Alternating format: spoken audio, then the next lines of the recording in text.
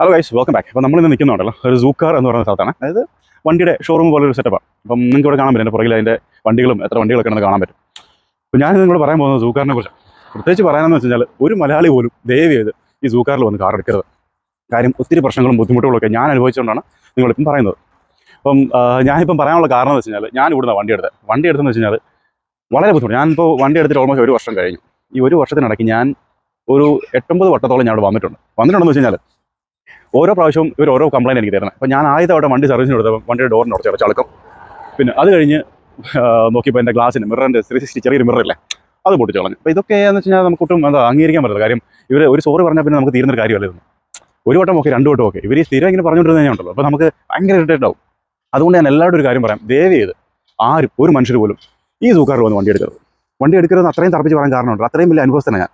ഒരു വണ്ടിയെ സംബന്ധിച്ച് നമുക്കൊരു വണ്ടി കിട്ടി, വണ്ടിക്ക് എന്തെങ്കിലും ചെറിയ ഇഷ്യൂ ഉണ്ടെന്ന് വെച്ച് കഴിഞ്ഞാൽ നമുക്കൊട്ട് സഹിക്കാൻ പറ്റില്ല. ഇപ്പം പ്രത്യേകിച്ച് ഒരു സ്ഥിരം വണ്ടിയെ സ്നേഹിക്കുന്ന ആൾക്കാരാണെന്നുണ്ടെങ്കിൽ നമുക്ക് ഒട്ടും സഹിക്കാൻ പറ്റില്ല.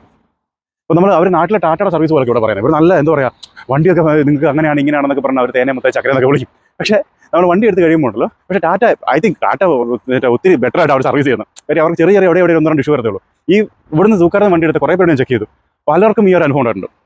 എന്ന് വെച്ച് കഴിഞ്ഞാൽ ഈ വേസ്റ്റ് അനുഭവമാണ് എല്ലാവർക്കും ഉണ്ടായിരിക്കുന്നത്. അപ്പോൾ നിങ്ങൾ എല്ലാവരും ശ്രദ്ധിക്കേണ്ട ഒരു കാര്യമുണ്ട്. അയർലൻഡിൽ കോർക്കിലുണ്ട്, ഡബ്ലിൻ ദ്രോവഡയിലും സൂക്കാറിൻ്റെ ഒരു ഇത് ഓപ്പൺ ആയിട്ടുണ്ട്. അപ്പോൾ ഈ 2 സ്ഥലത്തുനിന്നും ദയവ് ചെയ്ത് വണ്ടി എടുക്കരുത്. വണ്ടി എടുക്കുകയാണെന്നുണ്ടെങ്കിൽ, ഇപ്പോൾ നമ്മൾ പറഞ്ഞിട്ടും കേൾക്കാൻ നിങ്ങൾ വണ്ടി എടുക്കുകയാണെന്നുണ്ടെങ്കിൽ നിങ്ങൾ തന്നെ അനുഭവിക്കും. നമുക്കൊന്നും ഒരു കുഴപ്പമില്ല.